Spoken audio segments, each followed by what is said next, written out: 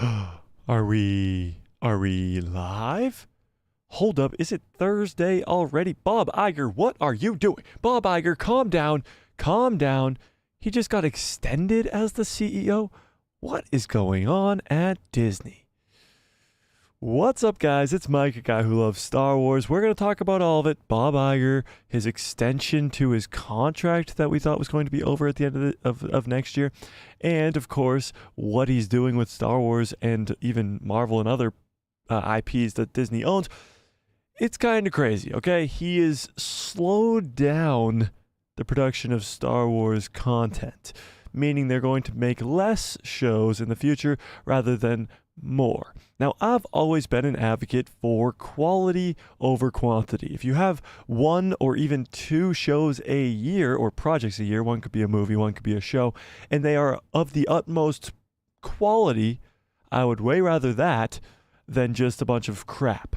However, recently with Star Wars and Marvel alike, the quality has not been as good as people would have hoped. And maybe that's because they're spreading themselves so thin. Maybe that's because of what has happened with the pandy, and we're still living in the back end of that, at least in the production side in Hollywood. But we also have to talk about the SGA strike, the Screenwriters Guild. What the hell is it called? The Screen Actors Guild. Jeez. Yeah, I had to write it in my notes because I'm so whatever. The Screen Actors Guild is on strike as of a few hours ago. They started their strike. So that is going to be enormous in Hollywood, because now with the writers on strike and the screen actors on strike, nothing's going to get done. Now, what does this mean for Star Wars? We're going to talk about all of it, so let's get hyped for an awesome stream. Of course, we still have to get hyped about that Ahsoka trailer that we watched on Tuesday, because, oh my God, that was amazing. It was amazing. It was amazing. First in today, Austin Snow says, why? Why is Bob Iger slowing things down at Star Wars? We're going to talk about all of it, Austin. We will. I promise. I promise we're going to talk about all of it. I have multiple articles we're going to talk about and get into and stuff like that. It's going to be a lot of fun. Honey Badger says, oh, Iger, slowing down is not the solution. It's quality over quantity. Like I said, we just need good shows and movies, and people will watch more, which equals more revenue. They just need good content. Yeah, simple as that. They just need good content. You want to make money? Hey guys, hey, anybody trying to do anything in life, want to make money? Make high quality stuff that people want. You know what that doesn't mean? An Andor show. No offense to the Andor lovers out there. I did like the show, but nobody asked for that. The Obi-Wan Kenobi show, maybe you probably should have put a lot more time into that one. Maybe a little bit more of a budget into that one. The Mandalorian, your biggest, most profitable show on Disney Plus, maybe you should have put a little bit more money into that one. Yeah. Honey Badger follows up and says, Rey movie will be delayed. Goodbye, Kathleen Kennedy. It remains to be seen whether or not that Rey movie will be delayed again, but it has already been delayed once. It's not coming out in 2025. It's coming out in May of 2026. So whether or not that does cause for Kathleen Kennedy's firing, who knows? There are a lot of people saying that Kathleen Kennedy has already been fired. There's a lot of leaks and scoopers and people and rumor going around the interwebs right now talking about how Kathleen Kennedy is already gone. Now, I have not made a video. We have not done an emergency live stream yet because, oh, yes, we will. As soon as it's confirmed, we'll have an emergency live stream. But it hasn't been confirmed yet. So until it is confirmed, Kathleen is still there. However, a lot of people are talking about the fact that she might already be gone. Like, people are talking about that she's already gone. But we'll talk about that maybe in a different stream. Because today we're talking about Bob Iger. And what the hell is this guy doing? Bob Iger, for those of you who are unfamiliar, was the CEO of Disney for a long, long time. When George sold Star Wars to Disney, he sold it to Bob Iger. And Bob Iger was the CEO all the way up until early 2020. We know what happened in early 2020. Well, a lot of things, but one specific thing that took over the entire world, and you guys know what I'm talking about. Yeah, that thing. Right before that, Bob Iger got out of town and put his good pal Bob Chapek in charge. Now, Bob Chapek had to navigate his way through this whole thing And through these last 3 or 2-ish years, give or take, he did not do the greatest job, to say the least. Bob Chapek did a horrible job being CEO of Disney, but he was not dealt a great hand. He was not dealt a great hand at all because Bob Iger kind of just left him there. So Bob Iger took back control of Disney on a Sunday evening, just randomly out of nowhere. And it shocked a lot of us. This was back in, I guess, November. Somebody fact check me on that. When did Bob Iger take back control of Disney? Somebody help me out. But needless to say, he's been back as CEO for a while now, and he just got a contract extension. Originally, he was just supposed to come back for 2 years, fix everything, and then put somebody else in charge. This guy's old. How old's Bob Iger? Let's look it up. How old is Robert Iger? He's 72, okay? This guy's had a long career. He was the CEO of Disney for a long, long time. I'm sure he wants to retire at this point. But with all that being said, he's still the CEO at 72. Now, that's not like ancient. We're not talking about really, really old, but we're talking about a 72-year-old guy who already said he doesn't want to be CEO anymore and gave it to Bob Chapek. Everything went so poorly that they had to give it back to Bob Iger because that's the only one that the big Wall Street guys kind of trust. So Bob Iger is in charge for now, and he's supposed to only be here for 2 years and fix everything and then go off into the sunset happy. However, he just got a contract extension for 2 more years, meaning we will have Robert Iger as the CEO of Disney until 2026. Now, I wonder what you guys think about that. What do we think about Robert Iger, Bob Iger, being extended for 2 more years? What do we think? As I take a sip of my water. Shades, what's up? Anthony says, what's up, Anthony? Mike, kind of ironic, considering that KK just revealed a trio of unrelated Star Wars films releasing over the rest of the 2020s. Which is it? No more movies or less Disney Plus shows? We're going to get into the articles about what this whole trimming down means, but Bob Iger did not go into specifics. He did not cancel any projects that were announced at Star Wars Celebration. He didn't go into any of that, but he did say that they will be pulling back and slowing down the process of Disney Plus and movies. So whether that means the Rey movie's canceled, whether that means Dave Filoni's movie's canceled, whether that means James Mangold's Dawn of the Jedi movie's canceled, remains to be seen. However, we're going to speculate about all of it. So yeah, it's going to be a lot of fun. Honey Badger says, let's go. KK is gone then. It was in her contract. I'm hoping KK's gone by like the end of this week, honestly, but yeah, I'm hoping she's gone very, very soon. Plot twist, the writer's strike was a coup to get KK out. I seriously doubt that, but it might help for sure. The writer's strike has been going on for months now, and now the Screen Actors Guild going on strike is a big, big deal. Nothing is going to get done in Hollywood until both, or at least one of the strikes, is dealt with. And I think the Screen Actors Guild will probably be taken care of very quickly, and I doubt it will last very long. But the writer's strike is still going on, and there is no signs of that thing stopping. Like, none at all. That writer's strike could go on for months and months and months, because the writers right now have zero, any help behind them. Like, none. All these people supporting them, sure, great, whatever. But really, the Directors Guild went on strike, then they went out of strike, so they got their whole contract renewed, whatever. And now this Actors Guild is going on strike, and they're probably going to get their contracts renewed because these two groups of people had very negotiable contracts. The Writers Guild is trying to not get taken out by AIs, and that's a lot harder to negotiate. So we'll see how that goes. Honey Badger says, Bob, and KK are the 3 horsemen of everything wrong with Marvel and Star Wars. Yeah, maybe the 4th horseman is Victoria Alonso. Yeah, I would agree with you. I would. KK is definitely one of them. And Bob, Robert and Robert. Yeah, sure. Yeah.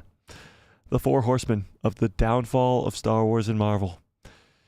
it's so stupid. It's really so stupid that we're talking about this, like Star Wars having bad quality, this, that, and the other thing. The Obi-Wan Kenobi show not being as good as it should have been. Book of Boba Fett not being as good as it should have been. Mandalorian season 3 not being as good as it should have been because it didn't get the budget it needed, didn't get the time it needed, didn't get the right writers it needed, didn't get the right anything it needed. Why is this the conversations we're having? Ahsoka comes out in a month.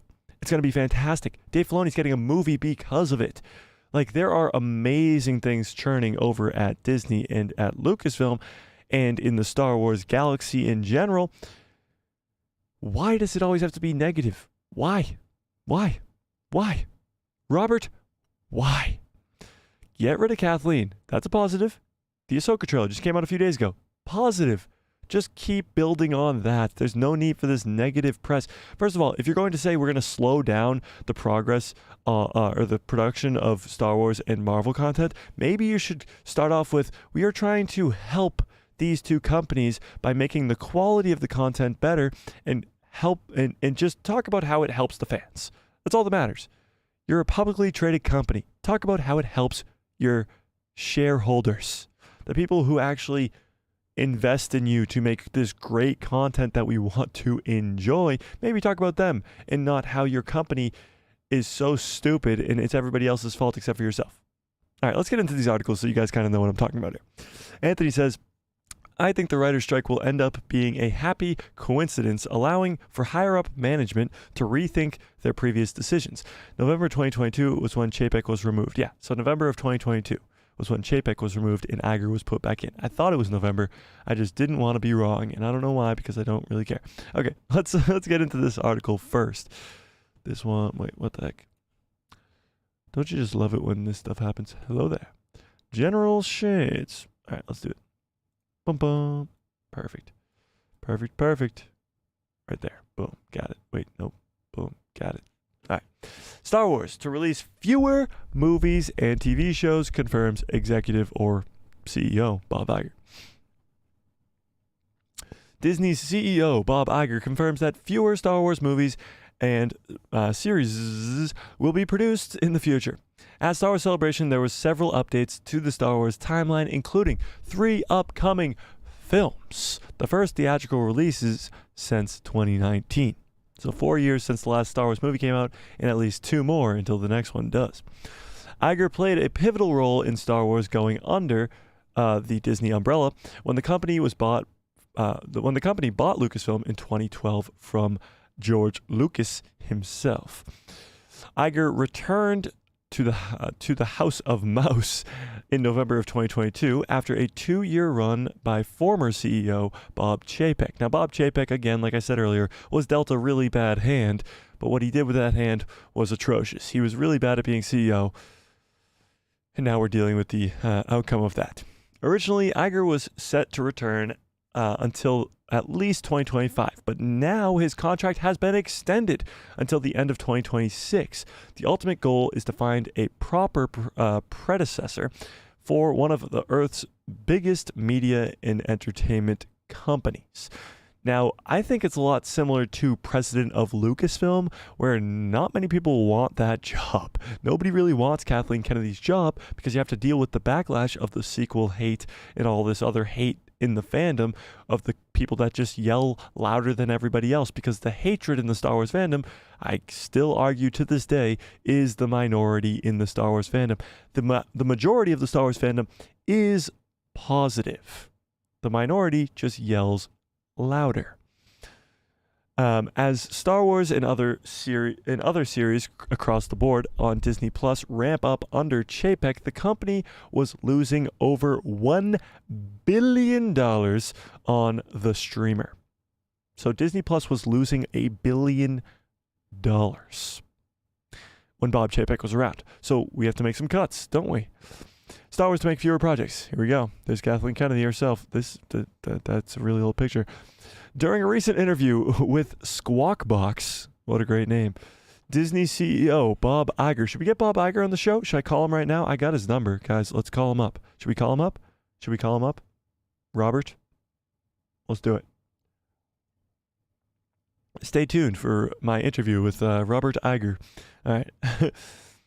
Disney CEO Bob Iger reconfirmed that the company will be spending less on what they make and making less projects like Star Wars. When asked directly if they'll be pulling back on Marvel and Star Wars projects, Iger simply responded, yes. So he was asked if they were pulling back on Star Wars and Marvel, and he says, yes. The CEO elaborated, stating that this goes along with the company's constant containment initiative. Oh, cost containment initiative. And pull back. Not just a focus, but it's also part of our cost containment initiative. Spending less in... I just felt something on my leg and I thought it was a spider. Spending less on what we make and making less. So we're spending less money and making less projects, meaning lesser quality content. I don't know. I go back and forth on whether or not this is a good idea or not. This is one of the biggest companies in the world. The fact that they can't make money is insane to me. But when you put out shitty content like Elemental and Strange Worlds and other stupid shit, you're gonna end up with a company that's losing money.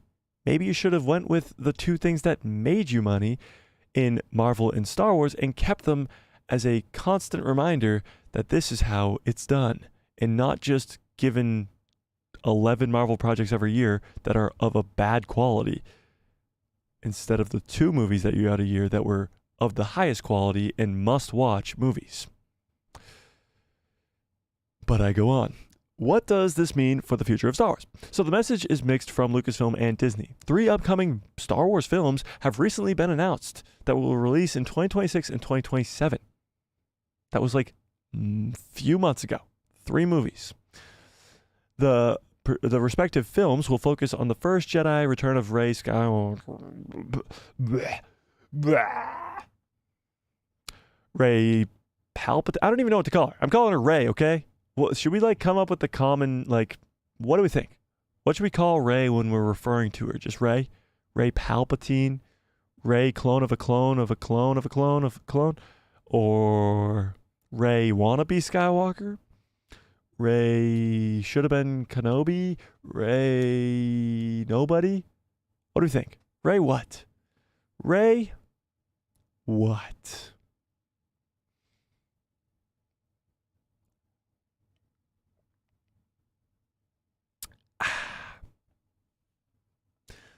I'll go on while you guys decide. And the crossover event of The Mandalorian, Ahsoka, and other New Republic Disney Plus projects and characters. This will be the first film in development since 2019's The Rise of Skywalker. Since then, Star Wars doubled down on Disney Plus with series like The Book of Boba Fett, Andor, and 2 more seasons of The Mandalorian. So at first when Disney Plus came out, The Mandalorian came out with it. We were like, okay, this is awesome. And then Marvel had 12 shows, and we were like, wait, what? And then Star Wars had 10 shows, and we were like, wait, this is it now? No more Star Wars movies? Marvel's just gonna go downhill from here? What's up with that? Shades, you can't swear in the chat unless you just did the stars. That's perfect. Perfect. Well, wait, where was it? Yes. Well, certainly there was a bevy of Star Wars projects. I'm guessing that. Okay, bevy of Star Wars project in the works, like Ahsoka, Acolyte, Skeleton Crew, and Andor Season 2. Bob Iger's comments indicate that the company will begin to press pause on any more.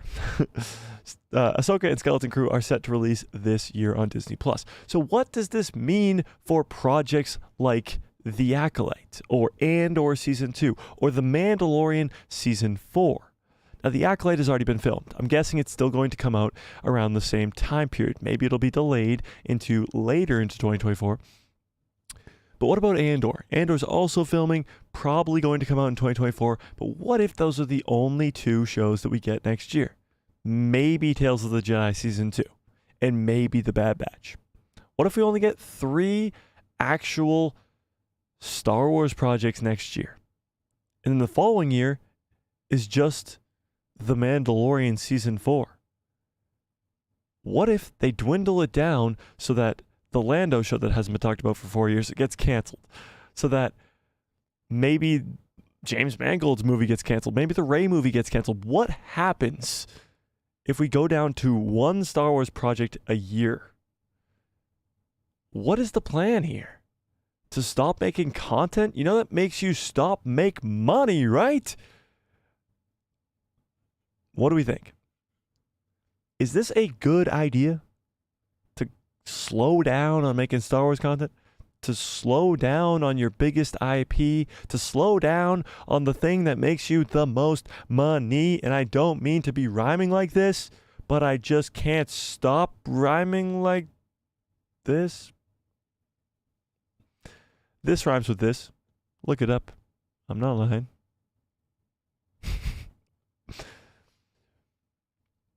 Where was I? Anthony says, gee, has Kathleen Kennedy been made aware of this development? I hope the rumor that Jon Favreau may be replacing Kathleen is true. That would be a boon to Star Wars fans. A boon? What the hell's a boon? A boon to Star Wars fans overall. I think Jon Favreau will be a great replacement, for sure, for Kathleen Kennedy, but I doubt it. I seriously doubt it. Anthony follows up and says, Mike, if you call him up, you just give us a double talk anyway. Just listen to how he sounds during the shareholder and quarterly meetings. Yeah, it's true. Bob Iger knows how to talk to executives. He knows how to talk to the public. He knows how to talk. He's a guy who Wall Street loves because he says the right things. However, today, he is not. He's saying that they're slowing down projects, and he's saying it in a really bad way and very open-ended way, where the media is taking it and running with a very negative connotation to it. It's not, oh, they're slowing it down so that they can make better quality content. It's they're slowing down because they're losing money, they're running out of money, and they have no answers. I have yet to look at Disney's stock today, but I'm sure it is very far down. It's not a good look. And Disney, as a brand, being the owner of Marvel and Star Wars, should be a very profitable and extremely successful company. For some reason, that's not happening. And Bob Iger just got a contract extension. Ladies and gentlemen, a contract extension. This actually gives me very bad hope about Kathleen Kennedy getting fired because of the fact that Bob Iger, first of all, hired her, and second of all, has kept her around this long. Kept her around during the sequel trilogy. Kept her around during all of it. So him getting extended is might not be the best sign for Kathleen Kennedy leaving. Honey Badger says, okay, so hear me out. Cancel the Rey movie. If Poe, Finn, and Kylo aren't in it, cancel Echo for Marvel, but for Star Wars, focus on Dave's film. Give him the time to make it a masterpiece after Ahsoka. I mean, just let Dave do everything. It's not rocket science. I feel like that's the most common phrase I use on this channel, but I feel like the message has to get across to Lucasfilm, to Disney, to you guys. It's not rocket science. Us as fans come up with better ways to run the company of Lucasfilm daily than what Kathleen Kennedy is doing. And it's not like she has an easy job per se, but she's making it way more difficult than it ever had to be. And Honey Badger's right on the nose. Cancel the Rey movie and give Dave everything. If you want to slow down, let him do Ahsoka. Let him do Ahsoka Season 2. Let him do Mando Season 4, and let him go right into his own movie. And those can be the only Star Wars projects you do, plus his Bad Batch show, plus his Tales of the Jedi show. Give him everything. At least let him be a producer and a writer on everything. Honey Badger says, nah, at the end of the day, Rey Palpatine can't and won't get over a Force lightning being a literal daughter of a clone of Palpatine, and she struck Palpatine down. Evil! Yeah, So we're calling her Ray Palpatine or a clone of a clone of a clone of a clone of a clone of a clone. Not sure. Shade says, here, I'll make it simple. We can call her Mary effin' Sue. Yeah, we're not going to do that. People get upset when we do that, Shades. People get upset when people say that. Don't say that.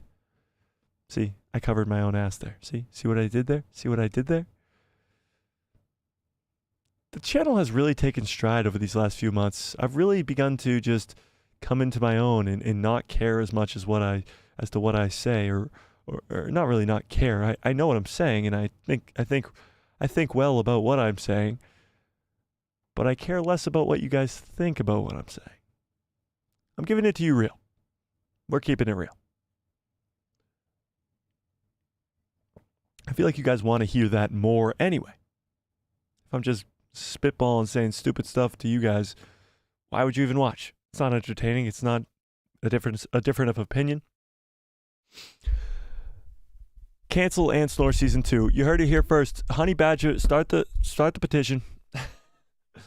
Give us The Acolyte and Mando Season 4, and I'm happy. Really, The Acolyte, you still want to see it after what Leslie Headland said? Really? I don't know. I go back and forth on the Acolyte show. It sounds awesome from just a story perspective.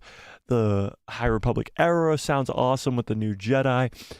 It's a Sith-centered show, which is just what we've always wanted.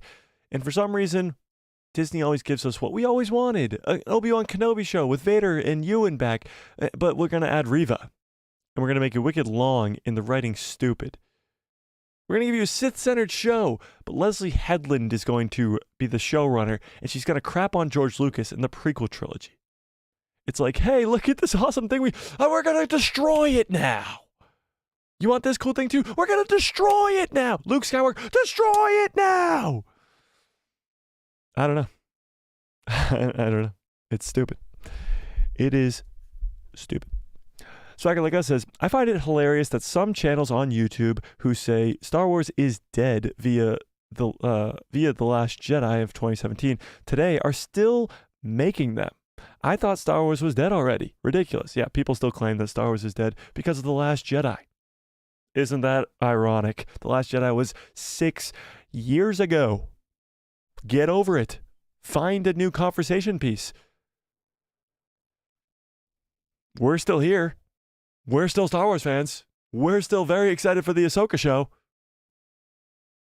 Even though this is a very negative stream so far, we are really excited as Star Wars fans. Stupid people. I hate stupid people. You guys know that? I hate them. Hate them.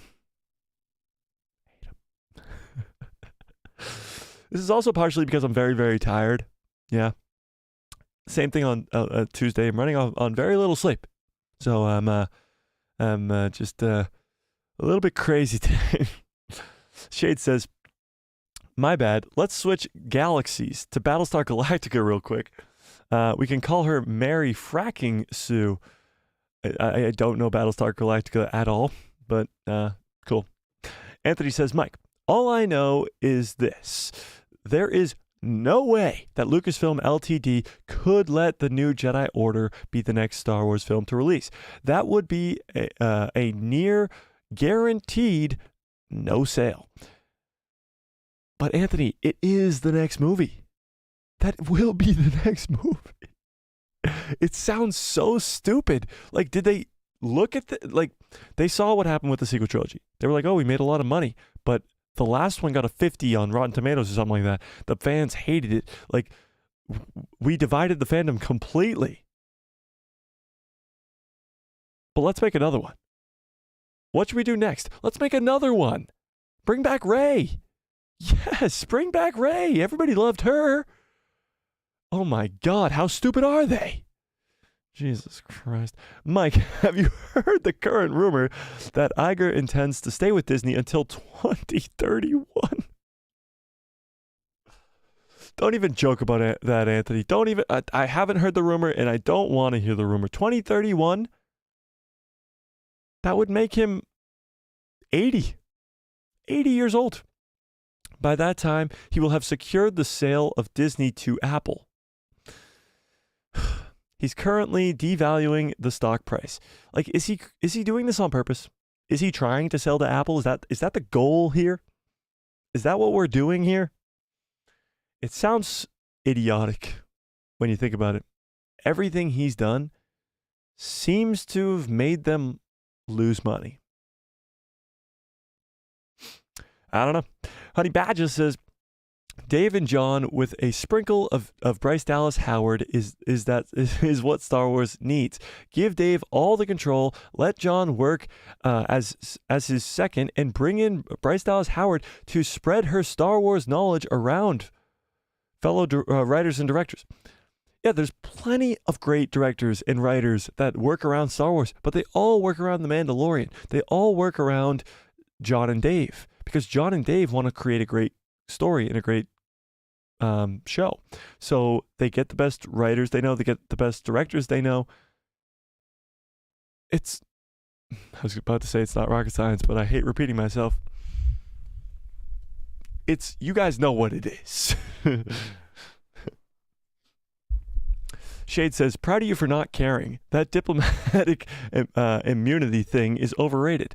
Yeah, I don't understand the YouTube channels or the TikTok pages or whatever you want to call them that just kind of just praise Disney for doing anything just so that they can get a red carpet premiere ticket or get an invitation to the Galactic Star Cruiser or whatever. Keep your red carpet premiere ticket. I don't care.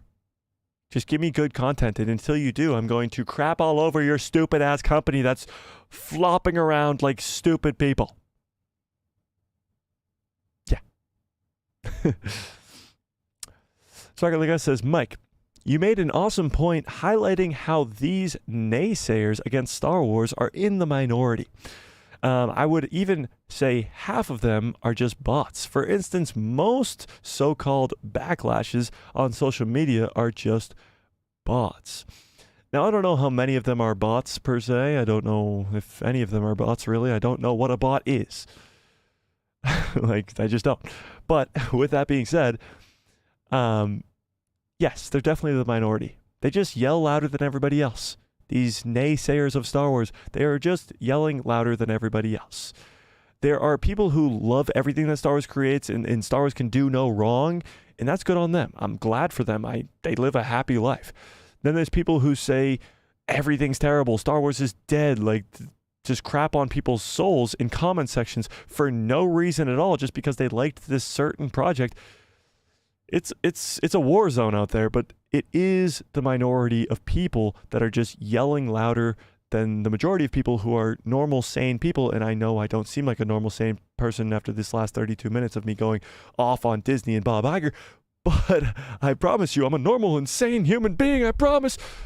And the majority of us level-headed people can see where the truth lies in good content like Jedi Survivor or Tales of the Jedi, and iffy content like The Mandalorian Season 3. Certain parts were great, certain parts were all right, certain parts were bad, or Andor, which was a slow burn, but it was kind of good. The Kenobi show, the finale was spectacular, but it had a slow burn up to it, and the slow burn was kind of bad.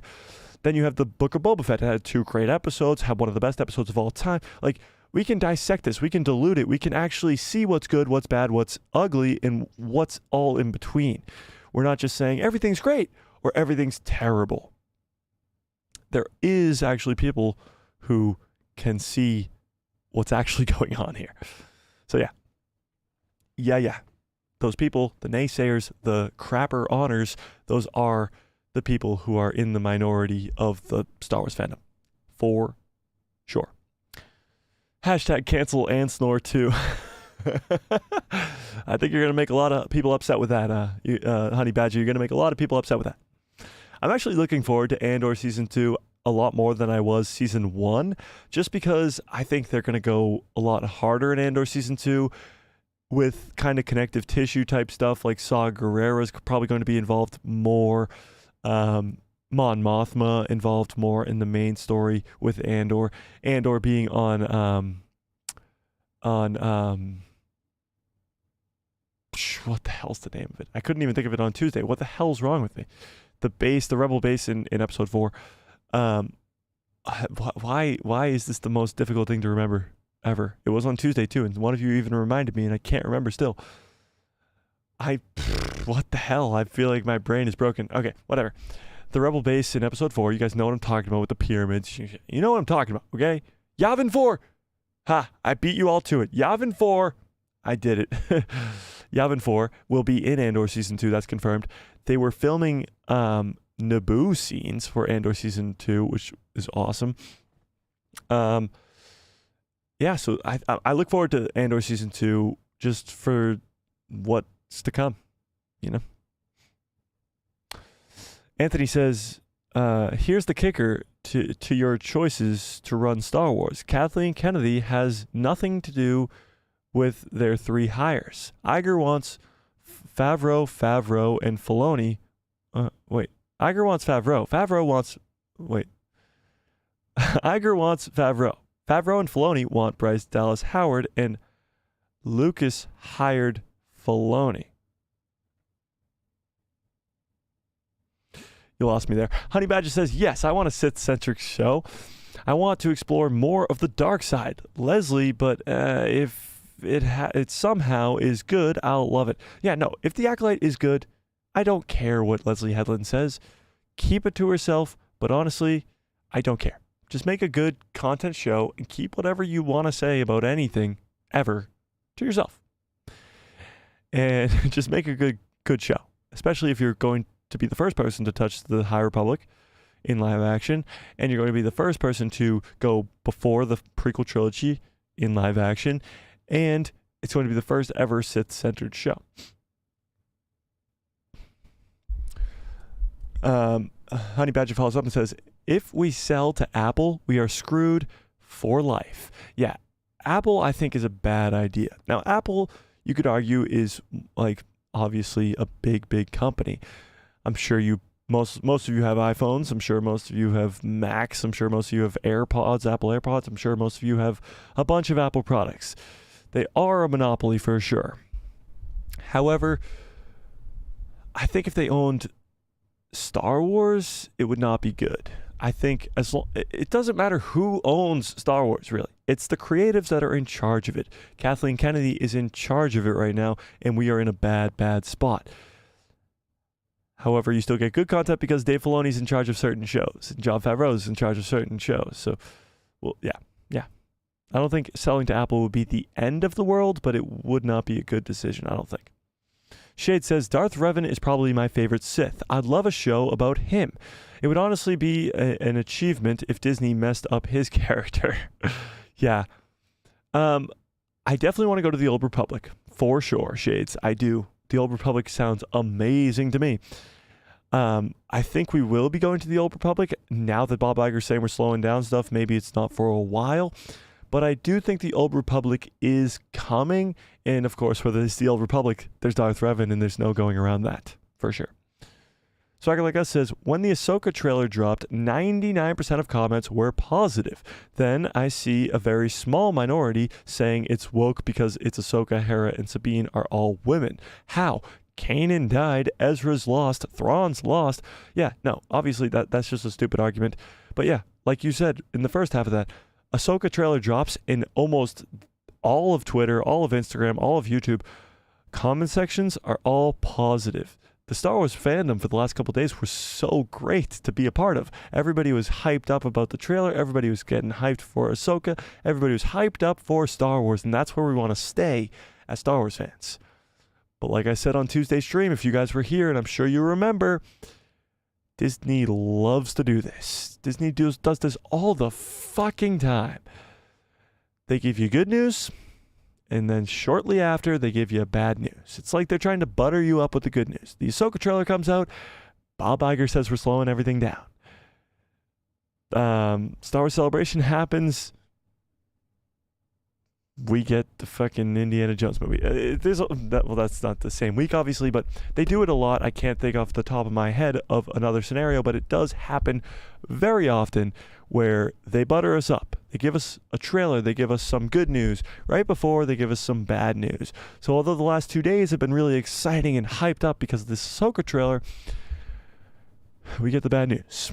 Only 2 short days later. It's like a cycle. They have us ready to go on this never-ending cycle of good news, bad news.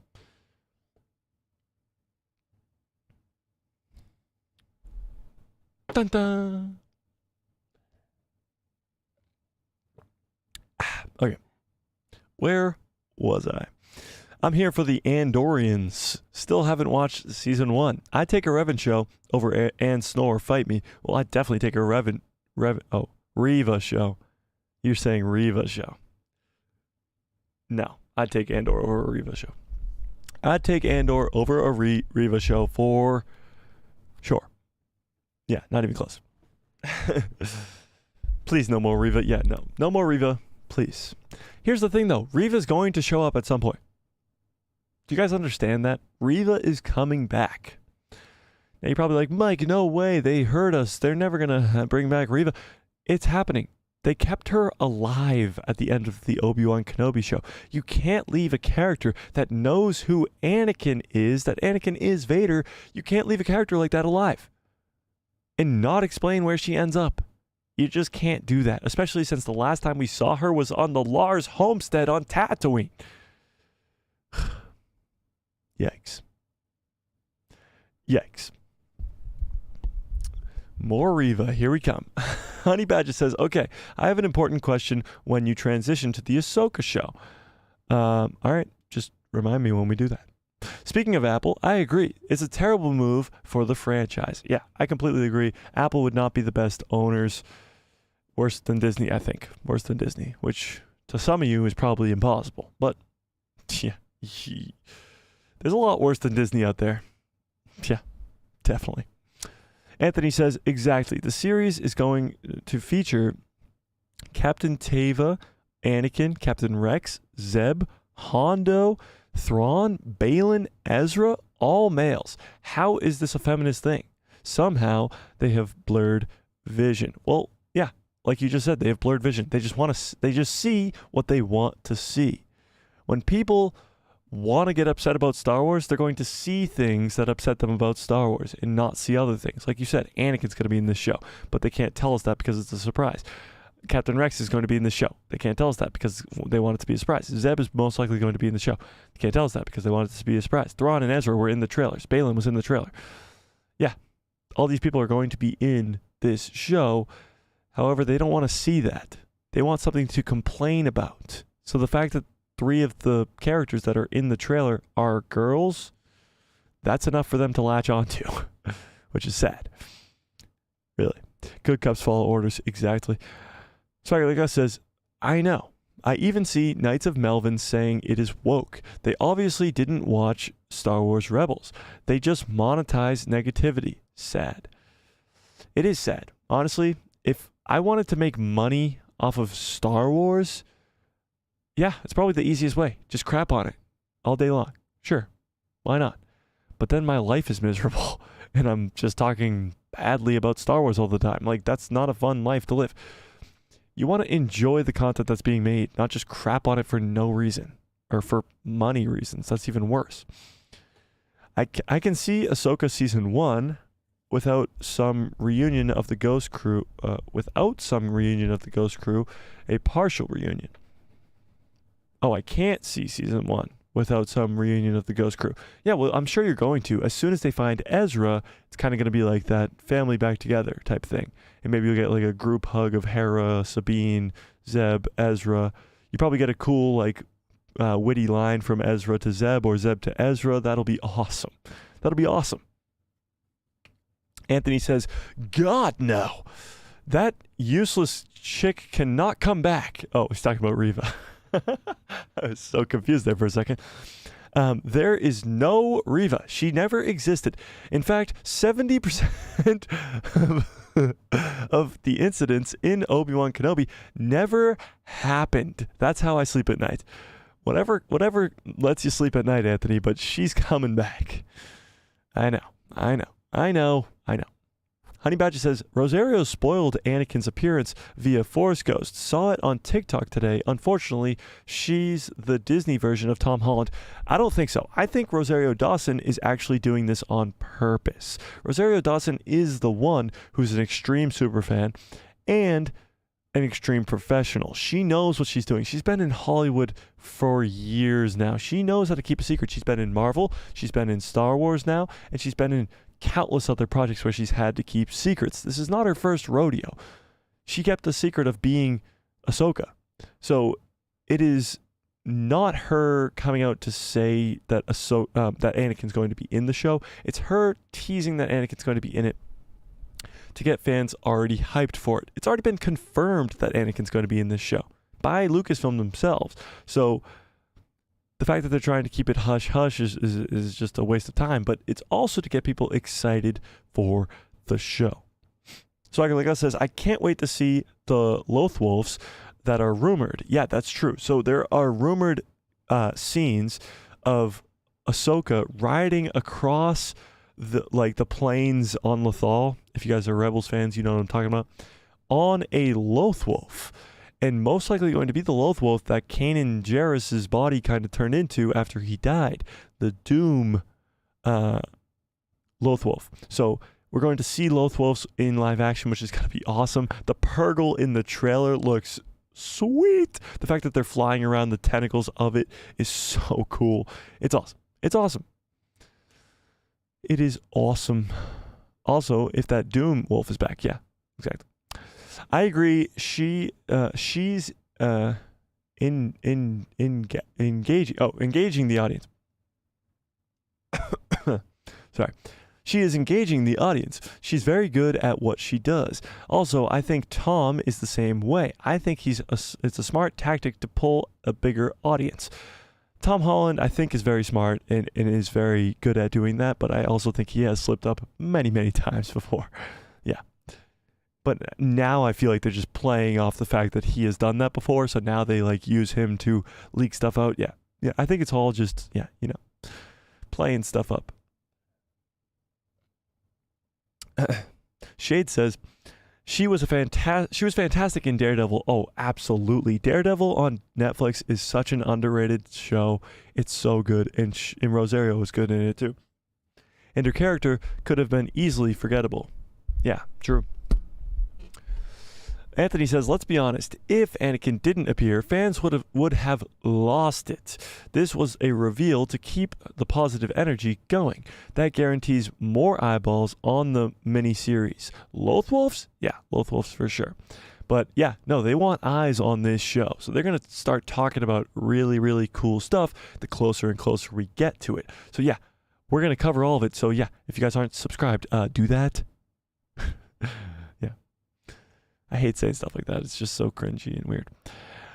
Honey Badger says, give me Clone Wars Anakin and I will be happy for life. Even if it's a flashback, but I prefer it were to be in the World Between Worlds.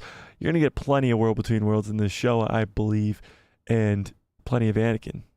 You already got 2 references to Anakin Skywalker in the trailer. The 2-minute trailer had 2 Anakin references. Crazy. It's a crazy time to be a Star Wars fan, that's for sure. If there is a time or a place to bring Anakin back, it's in Ahsoka. She is the most important person to him besides Padme and after the death of Luke and Leia. But he loved Ahsoka, so he has to be in Ahsoka. Well, yeah, he's the master of Ahsoka. She is the apprentice to the chosen one. Why would they not take up this opportunity? Plus, it's fucking Dave Filoni, guys. You don't understand. This guy's the GOAT. The GOAT. He'll do anything and everything to make this show a masterpiece. He's been working on this for years. This story has been in the back of his mind since long before the finale of Rebels. It's going to be awesome. It's going to be awesome, and I can't wait. Let's get into this other article here now that I've caught up on chats real quick for the time being. Let's read this article about the Screen Actors Guild and their strike and what it means for Star Wars. This is coming from Bespin Bulletin. Let's read this up real good. All right, here we go. The SAGAFTRA. I deserve some credit for that one. Come on, give me thumbs up in the chat, please. Strike. What does it mean for Star Wars? So, of course, you got Din Djarin, you got Ahsoka Tano, you got Cassian Andor, and then this girl looks kind of familiar to me. I'm blanking on her name, but we'll come back to that.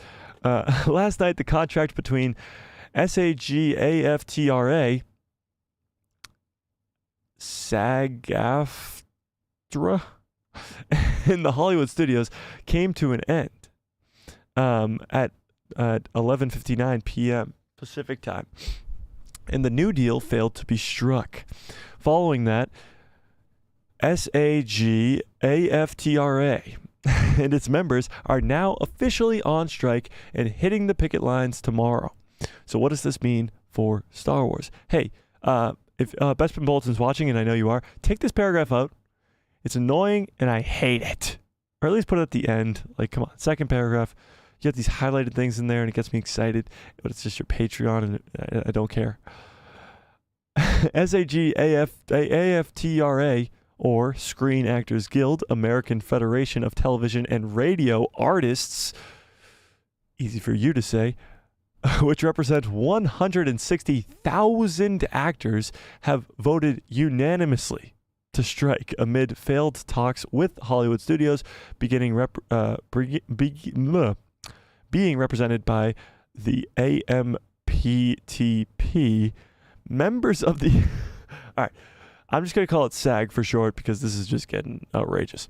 Members of SAG will join the Striking Writers Guild of America members, who are on day 73 of their strike with no end date in sight, on the picket lines, and will result in Hollywood itself almost shutting down. Hollywood is shutting down. The impact of the strike will be felt across the globe, as the strike will shut down films and scripted television series that employ SAG members around the world. What the hell? There was a bug on my leg that time, guys. I felt it. Where was I? The impact will be felt around the world, blah, blah, blah, blah, blah. The strike will shut down films and scripted television series that employ SAG members all around the world and not just in the United States. However, soap operas will not be impacted. Oh, thank God. As they fall under a different contract. Okay, so now we can get some soap opera Star Wars shows, soap opera Star Wars movies.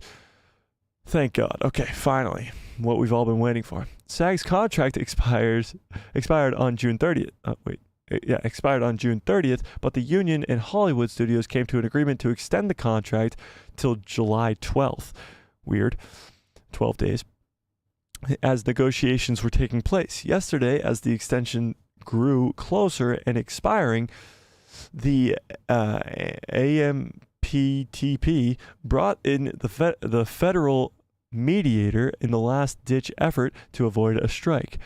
An agreement could not be reached after 4 weeks of negotiation, with the SAG representatives adding that they were not confident that their employers have any intention of bargaining towards an agreement.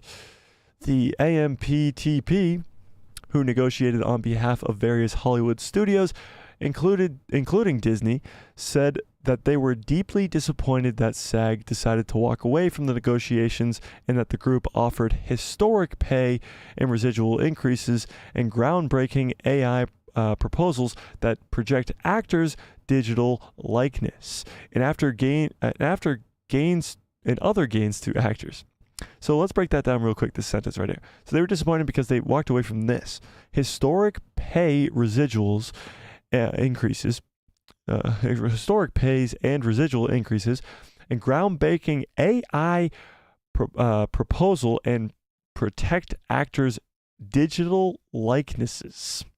So that means when AI is used on Nicolas Cage in the Flash movie, AI is used on Harrison Ford in Indiana Jones, AI is used on Luke Skywalker in The Mandalorian.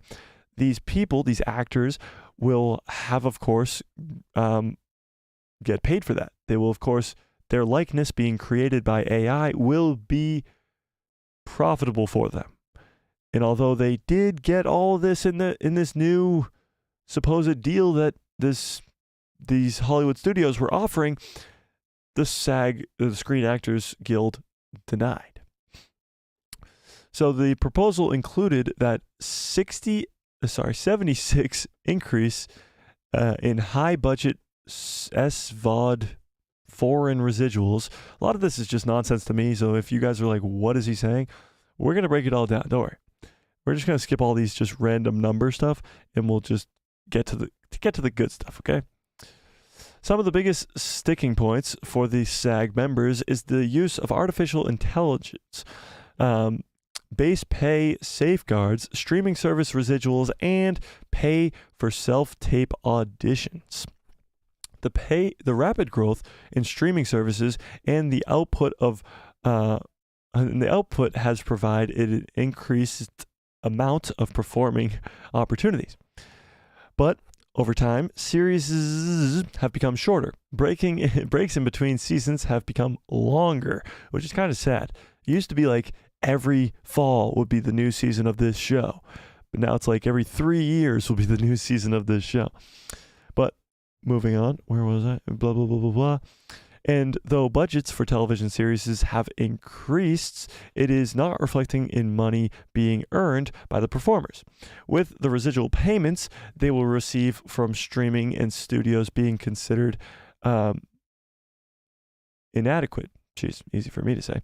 Performers must make $26,000 a year to qualify for health insurance in the United States, but failing residual payments, blah, blah, blah, blah, blah, blah, blah. Okay, let's get to where this comes into Disney and Star Wars. CEO Bob Iger of Disney, who is looking to potentially earn $27 million this year, says that both his actors and writers guilds are being unrealistic in regards to their demands. So the CEO of Disney said this. They're being unrealistic in regards to their demands. This is what he says. There's a level of expectation that they have that is just not realistic.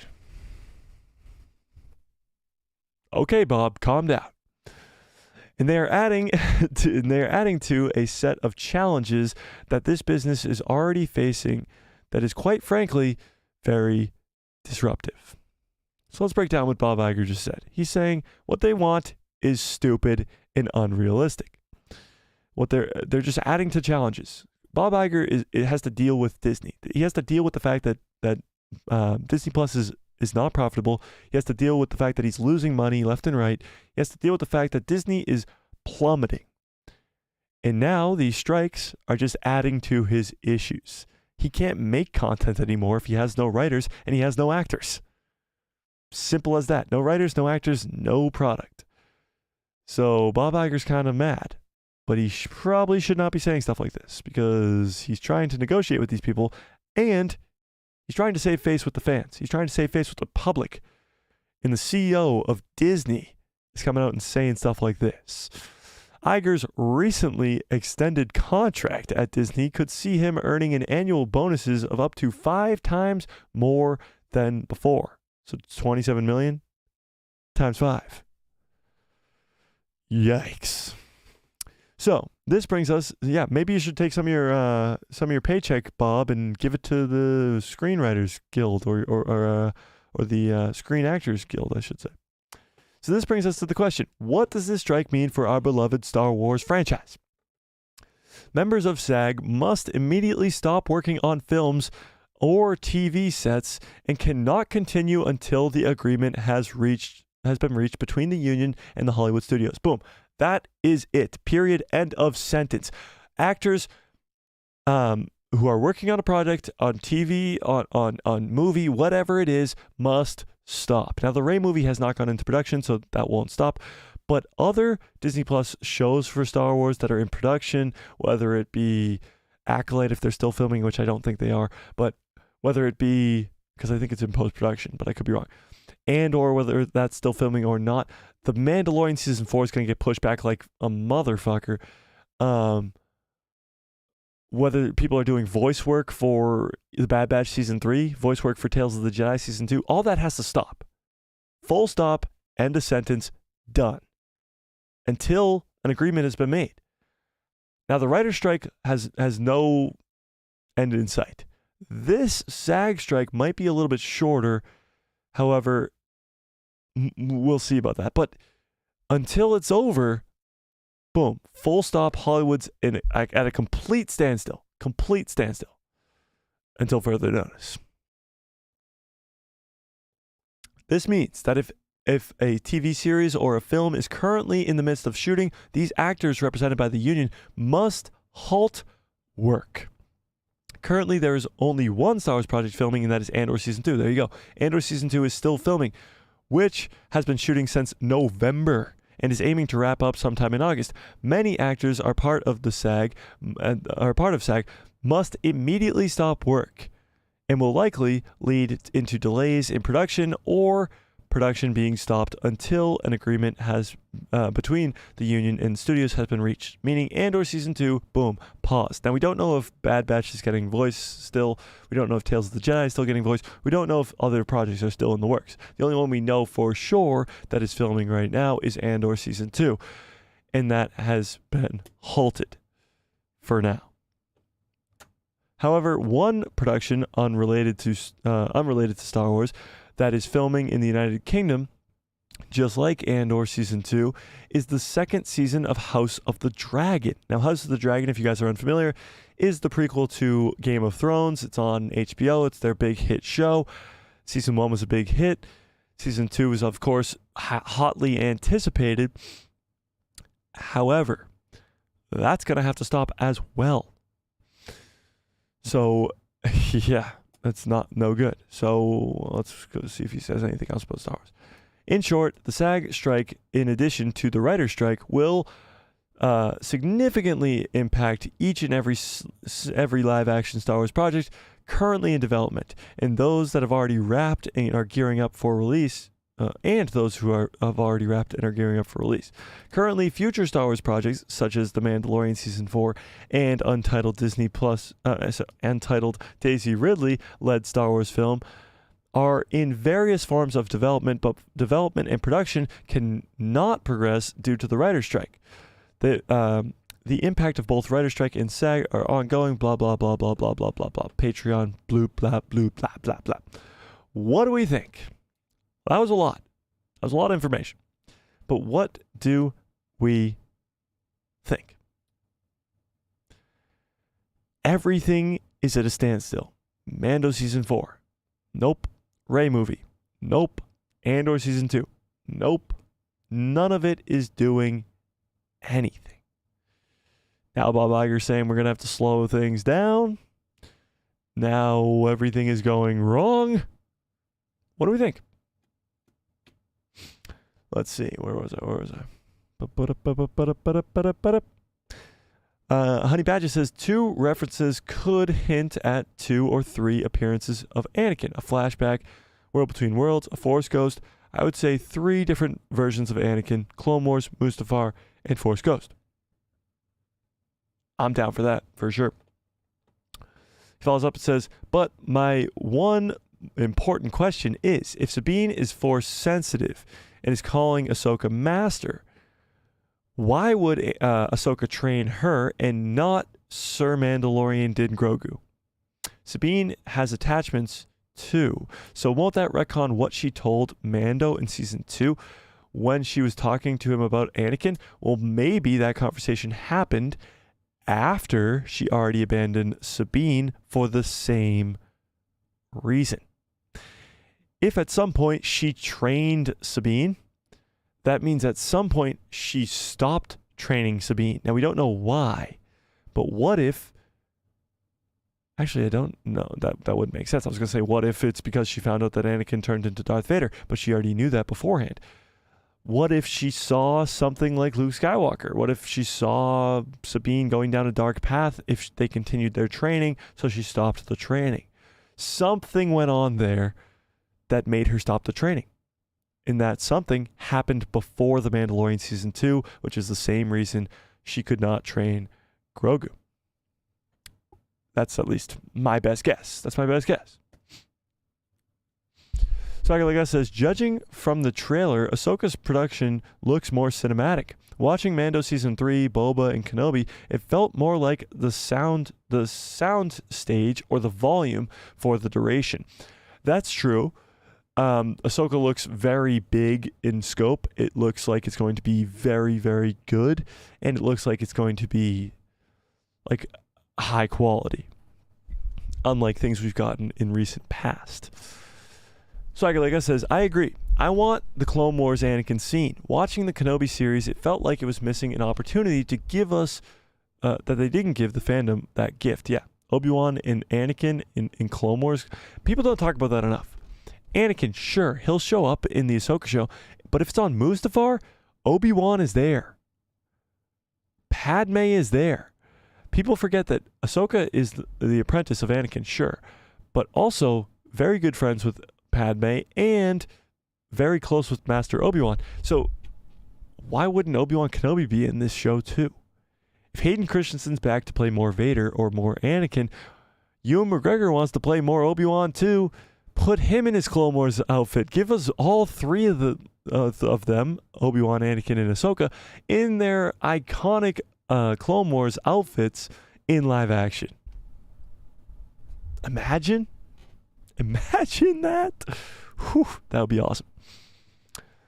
Honey Badger says, I figured that if we get a chance to see Clone Wars Anakin, it would have to be in Kenobi. But they dropped the ball on that, so they better learn from their mistakes. And if anyone, Dave will give us that. Yeah, Dave Filoni is that guy, and I think he will.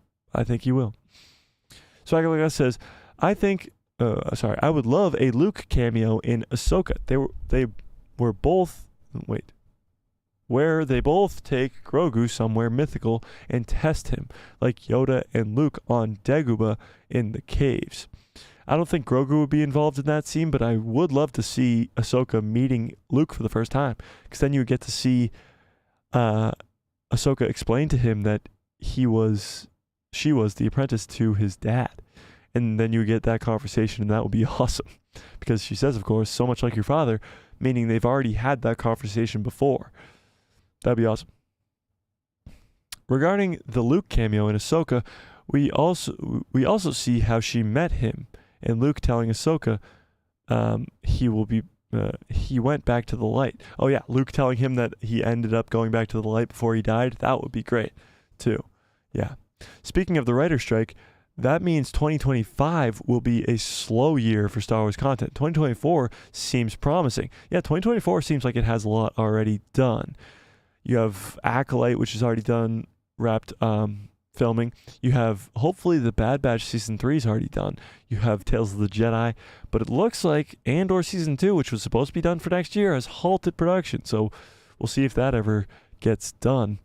2025 might actually be more busy than 2024 because this writer's strike and actors strike will be done by then, and hopefully done very soon.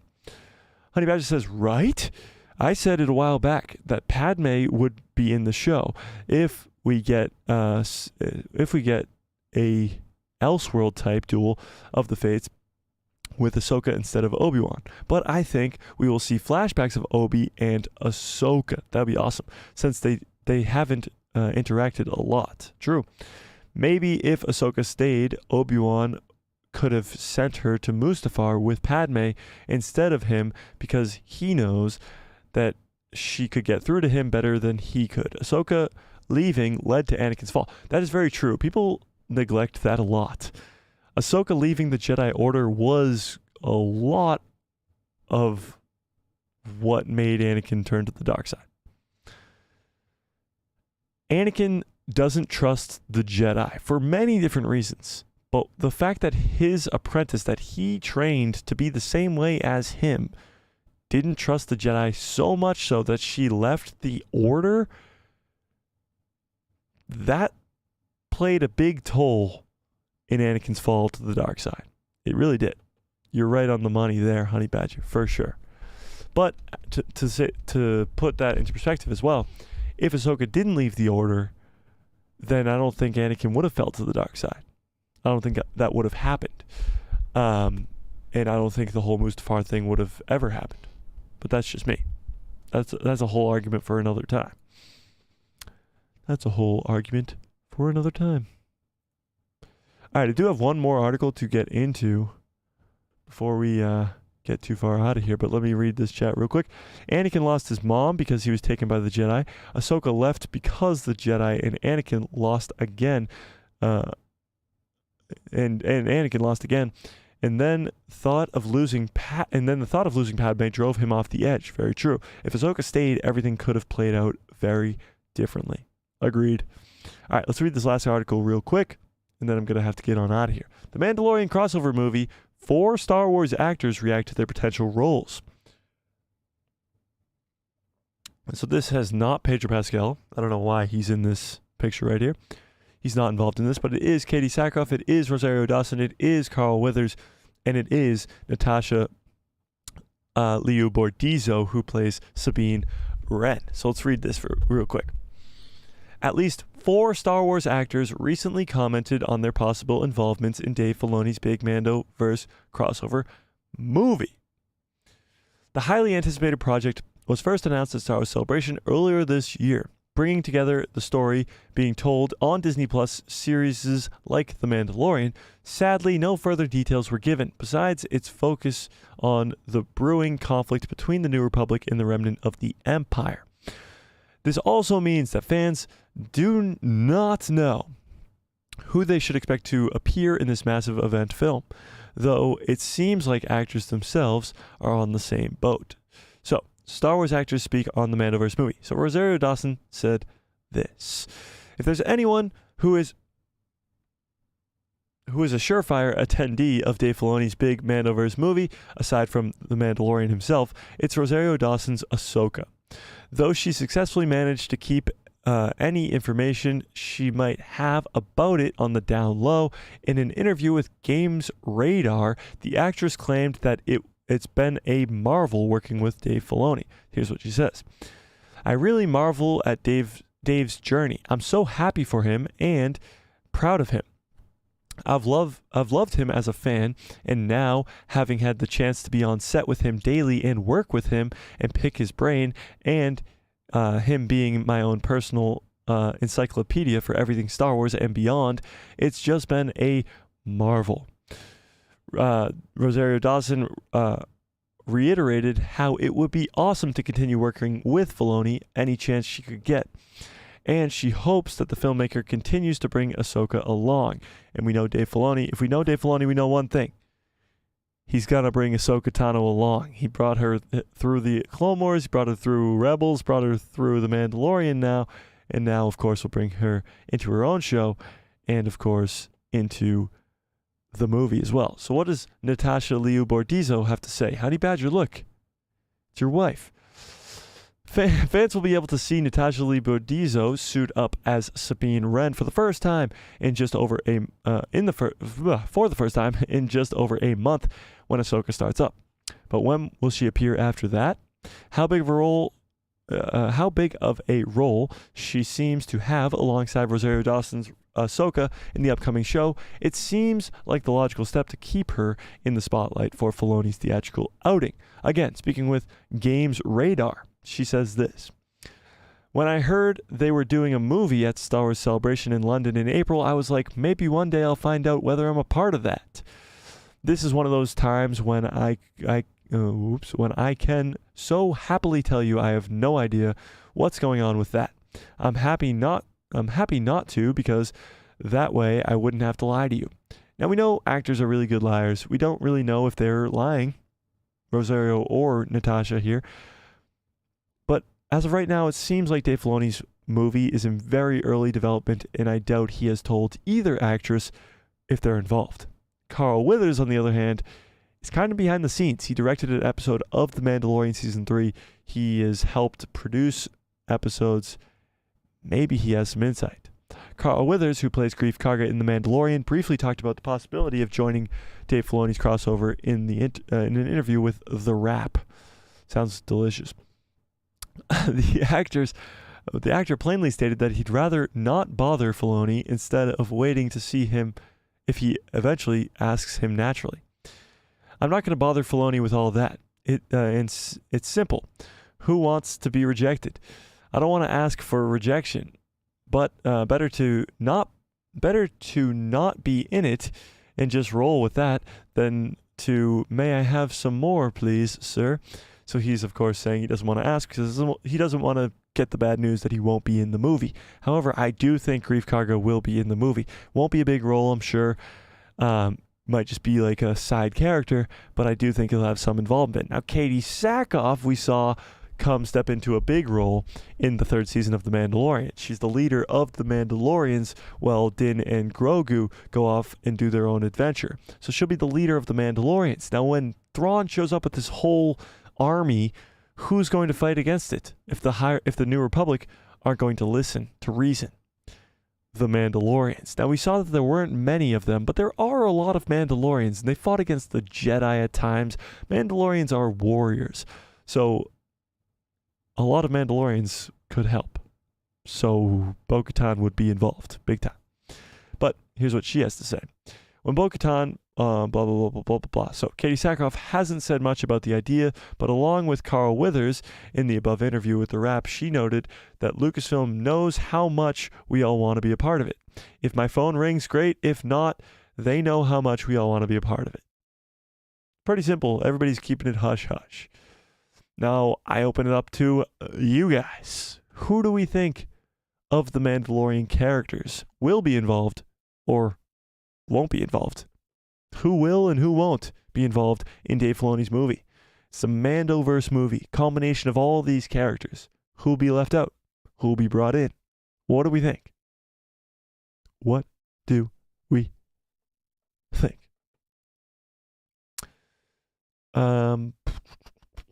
Maybe if Ahsoka stayed, where was I? Maybe if Ahsoka stayed, Obi could have sent. Oh, I already read that. Sorry. My wife.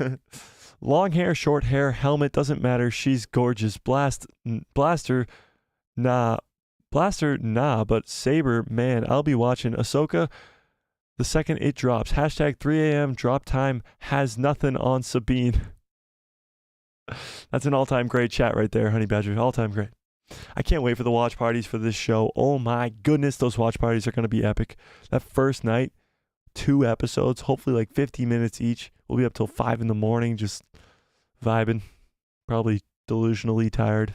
It'll be awesome. Sagarliga says, I remember Ray Stevenson being very proud and praising Dave Filoni for Ahsoka too. Yeah, Ray has few interviews about the Ahsoka show just because they had to keep it so hush-hush, and it wasn't really announced until tragically right after he passed away. But he did praise Dave Filoni a whole lot for his extensive knowledge of Star Wars, but what he brought to life in this Ahsoka show, and I can't wait. I can't wait. Honey Badger says, and the Mythosaur will single-handedly wipe out Thrawn at the end of the day. By the end. Has to. If not, what's the point of introducing it in Mando? Don't see it being a big importance in season 4, but definitely in Dave's film. Yeah, no, I think they're definitely saving the Mythosaur for the movie, for sure. When they have a bigger budget, when they can actually bring it fully out, and Grogu can tame it, and Din hopefully will ride it. Or if not Din, then Boba maybe, I don't know. Whoever rides it, maybe it's Grogu. Imagine Grogu riding a Mythosaur, that'd be hilarious. But yeah, I think they're definitely going to need all the help they can get versus Thrawn, and the Mythosaur will likely help. It'll be a lot like when the Bendu helped out the rebels in Star Wars Rebels when Thrawn attacked. Thrawn will be like, where are all these weird-ass creatures coming from? Where are they getting this help? But yeah. There has to be a Hondo cameo. Hondo Unaka. I don't know. Maybe. Again, it's Dave Filoni. He did have Hondo in the Clone Wars and in Rebels.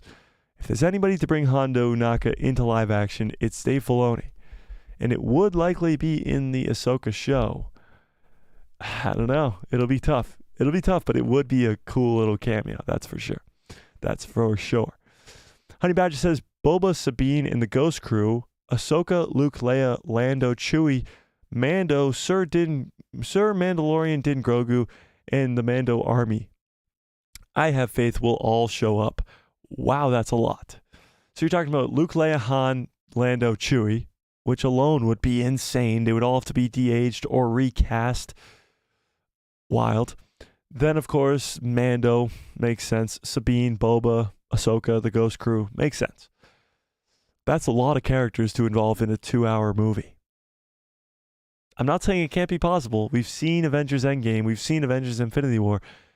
We've seen these movies where they bring in a lot of important characters and really involve them all in a big, big way. But it's going to be difficult. It's going to be very, very hard to pull off. And again, Dave Filoni's the guy to do that. But it's going to be hard to bring in all those very important characters that should all have very important roles. It's going to be interesting. Swagger Like Us says, if Rex, Hondo, Vizago, AP5, Omega, Bad Batch members, Fen Rao, Bendu, or Callus are still alive, that would be insane for the Mandoverse movie. Any of those would be insane. Captain Rex would be awesome. I do think we'll see him in Ahsoka. Hondo Unaka would be awesome. Again, probably in Ahsoka, not the film. Vizago, I doubt. Is he still alive even? I thought he died in Rebels. I'm not sure. AP5 would be kind of cool. What he's up to nowadays. We've seen Chopper. Yeah, I don't know. Maybe AP5 is repurposed so that he's helping out the New Republic. That would be cool. Kind of cameo in Ahsoka or in the movie. Omega in the Bad Batch crew. That would be cool. I mean, Dave Filoni has talked about how the Bad Batch is connecting to the Mandalorian with Mount Tantus and stuff like that. I could see the Bad Batch being involved, especially since Crosshair's on Mount Tantus. It's possible that Tech is still alive on Mount Tantus. Omega's on Mount Tantus. That would be really, really cool. Because we don't know where the Bad Batch have been this entire time. If they are still alive, Mount Tantus makes pretty much a whole lot of sense. So much so, it makes dollar bills. I think Rex dies in Ahsoka, unfortunately. That's going to be our big death scene. Yeah, I think they're going to save like Boba's death or Din Djarin's death or somebody like that. His death for the movie, like a big, big character like Boba Fett. But Rex, who's been an animated character his entire life, and of course, Dave Filoni is so connected to him, and Ahsoka's so connected to him, I could see him dying in Ahsoka, which would be heartbreaking because Rex is an amazing character and awesome, but his time does have to come at some point, and I hope they make it a meaningful and awesome death. For sure. Absolutely.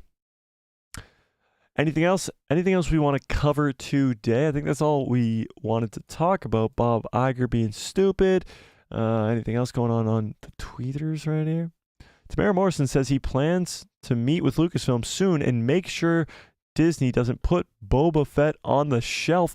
This just released 40 minutes ago. Should we read this? Boba Fett star is taking action to prevent Star Wars from abandoning his character. Holy crap. Let's read this up real quick. The Book of Boba Fett actor Tamara Morrison is worried about the future of his character going forward. All right, this means, right off the bat, this means Tamara Morrison has not received a call about anything. And that's not good. At least about Boba Fett. If he is as Captain Rex, that's great. But think about it. Boba Fett will not show up in Ahsoka. There's no place in that. No place. There's no place for that. Mando Season 4 hasn't started filming yet, so he won't be in that. He probably has zero knowledge of when he'll be Boba again, which is a bummer. But now he's taking action. He's literally going to Disney themselves and saying, hey, bitch. I'm sorry. Hey, Bob. What did I just call him? Robert. Get me back in this show as Boba Fett.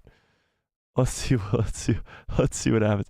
Tamara Morrison set to save Boba Fett. Here we go. While appearing at London Film and Comic-Con, Boba Fett actor Tamara Morrison confirmed that he was popping by LA to see what's happening in the galaxy. The reason for popping by Lucasfilm? To make sure they are not going to put his character on a shelf. According to Boba Fett's star, he says, well, this is why I was going to pop in, to see what's going on and make sure they're not going to put me on a shelf. We can't have that, right? There's plenty of time.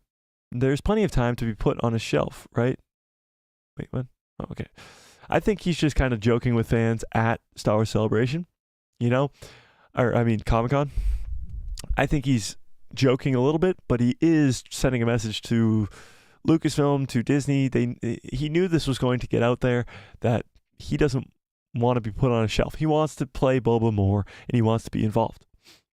Prior to confirming that he will be meeting about his future as Boba Fett in the Star Wars galaxy, Morrison expressed interest in portraying Captain Rex. I'd actually love to bring Captain Rex alive, of course. I would love to. I'd love to do that. And he's going to say that. Tamara Morrison is the chillest dude in the world, and he wants to play Boba, Rex, all these clones. He wants to be in Star Wars. He wants to have fun. He's a fun guy. So yeah, I have no doubt in my mind he'll be as Rex in Ahsoka. Is Boba Fett's future doomed? Blah, blah, blah, blah, blah, blah. So that just talks about possibility of cutbacks, like we talked about earlier, and Boba Fett Season 2 and that, whatever. But what do we think? What do we think here? Do we think we'll see Boba again? Do you think Tamara Morrison's strive to get him off a shelf will happen?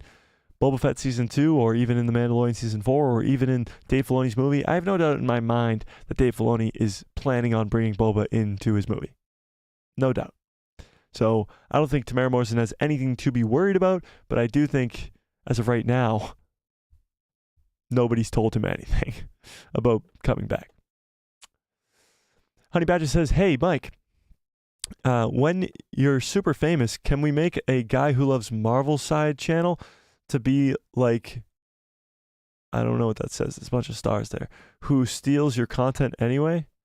Who steals my content anyway? And be like, oh, Theory. But it'd be super cool to see you cover some Marvel in the future. I actually do have a Guy Who Loves Marvel channel. Actually, it is on YouTube as well. I haven't posted a video on that in years, but that does exist. And there is a more popular page on Instagram, which I haven't posted on in months.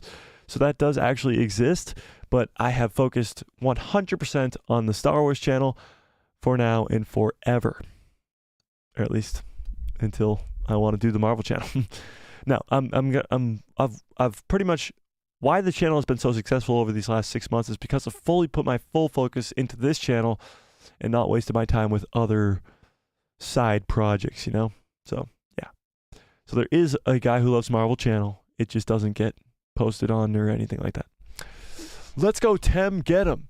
Rex and Boba on the biggest comeback of all time. Yeah, I do hope we see that. I want a retro Boba series during his heyday. That would be awesome. I wish they adapted Jango Fett's early life into a live-action series or Tales of the Bounty Hunter. That would be awesome as well, but Tamara Morrison's not that young. That's the problem. Honey Badger says, I think he'll be in Mando Season 4 and possibly help out Mando out of a sticky situation like Mando did for Boba in Book of Boba. Especially after them not putting Boba in Mando Season 3 and fans being upset, of course. I just don't see why Disney won't just use him more, especially given the time period we are in Star Wars right now. Yeah, I know. Boba should be in like everything. He really should be like in everything. I hope we get more of the underworld in Star Wars right now. Maybe if the Crimson Dawn's still around, Kiara, and of course Boba is involved in that. Yeah. I love Tamara Morrison as Boba Fett, but didn't like Favreau's vision of a nicer, older Fett. Yeah. So Boba Fett in in Mando Season 2, when he's badass and kicking ass, is awesome. But when he comes back in the Book of Boba Fett, he's a little softer and not a fan. Not a fan. Yep, you got to follow up on that. It's so dope. On what? Oh, the Marvel channel? Wait, what? The Marvel channel? I don't know what you're talking about. Swagger Like Us says, I would sub instantly if said channel exists. It does exist. If you look up A Guy Who Loves Marvel, I'm sure it'll come up somewhere. I think it only has like 40 subscribers or something, and I don't post content on it, but you can go subscribe to it. At some point, I would love to do that again. Marvel's at a fucking great spot right now. Just like Star Wars, it's at a point where the future is bright as balls. All this Deadpool 3 stuff. I mean, Captain America next year. You guys are making me excited for Marvel. You guys are making me want to do a Marvel channel. Oh my don't have enough time in the day, people. Until this channel gets me to the point where I can live off of this channel, which right now, nowhere close, by the way. But until we get to that point, that Marvel channel will not be happening. But no, man, your thing is Star Wars, is your favorite love. Always keep it up. Yeah, no, I love a lot of sci-fi. I love a lot of fictional stories and stuff like that. It's fun. Who doesn't want to love cool things like that? Exactly. You already followed it on IG. Thanks. Mando Boba are way better and cooler than he was in his own show, which sucks. Yeah, it's true. Mando Boba. The Boba in Mando. Like you said many times, Mike, Kathleen Kennedy's mishandling of Star Wars really makes no sense. It does. Okay. All right. I think we're going to get on out of here. I do have to get going, so that's why we have the earlier stream again. I think next week we're going back to normal stream times, so 6 o'clock. And I think I'll keep you posted about Saturday, but we might do a 4 o'clock stream. I don't know what you guys like more, the 4 o'clock, the 6 o'clock, the 8 o'clock. Maybe we'll talk about that in the future. No, carry on with Star Wars. When you get the chance to be active on it, I'll be there. But definitely, I like the Star Wars side. Yeah, of course. Of course.